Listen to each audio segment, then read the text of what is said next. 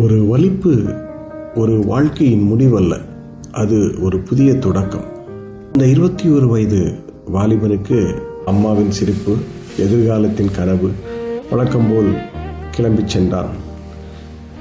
ஒரு நொடியில் எல்லாம் மாறிவிடும். அந்த நாளும் அப்படித்தான். தலை சுற்றி கீழே மயங்கி விழுந்தான். ரோட்டில் கூட்டம் கூடியது.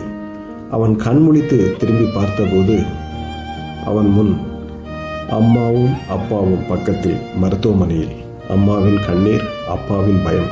ஏதோ ஒரு பெரிய விஷயம் நடந்திருக்கிறது என்று அவனுக்கு புரிந்தது. மருத்துவர் பரிசோதனை செய்துவிட்டு, இது வலிப்பு நோய், தொடர்ச்சியாக மாத்திரைகள் சாப்பிட வேண்டும் என்று அறிவுறுத்தி அவனை டிஸ்சார்ஜ் செய்து வீட்டிற்கு அனுப்பினார்.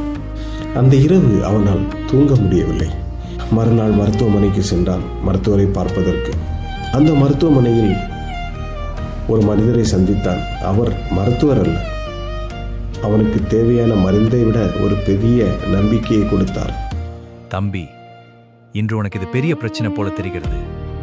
ஆனால் வாழ்க்கை ஒரு விஷயத்தை கற்றுக் கொடுத்தது. நோயால் வாழ்க்கையை கைவிட நினைப்பதுதான் உன் தவறு. இதுவும் கடந்து போகும். அதனால் எதையும் மனதில் போட்டு குழப்பிக்கொள்ளாதே. இதுவும் கடந்து போகும். அருணின் வாழ்க்கையை மாற்ற ஆரம்பித்தது. வீட்டிற்கு வந்தான். ரிஃப்ரெஷ் ஆனான். ஏதோ கடவுளின் வார்த்தை போல் இருந்தது அந்த வார்த்தைகள். அந்த நாளிலிருந்து அவன் நோயுடன் போராடவில்லை, அதை புரிந்து கொள்ள ஆரம்பித்தான். மருந்துகளை நேரத்தில் எடுத்துக்கொண்டான். உடலை கவனித்தான். மனதை வளப்படுத்தினான். பலர் நினைப்பது போல் வலிப்பு என்பது சாபமோ பேய்பிடிப்போ அல்ல. இது ஒரு மருத்துவ நிலை. நமது மூளையில் உள்ள நரம்பு செல்கள் திடீரென அதிகப்படியான மின்சார ஆக்டிவிட்டீஸை அனுப்பும்போது வலிப்பு ஏற்படலாம். சரியான சிகிச்சை, சரியான வாழ்க்கை முறை மற்றும் விழிப்புணர்வு இருந்தால் பலர் இயல்பான வாழ்க்கையை மாற முடியும்.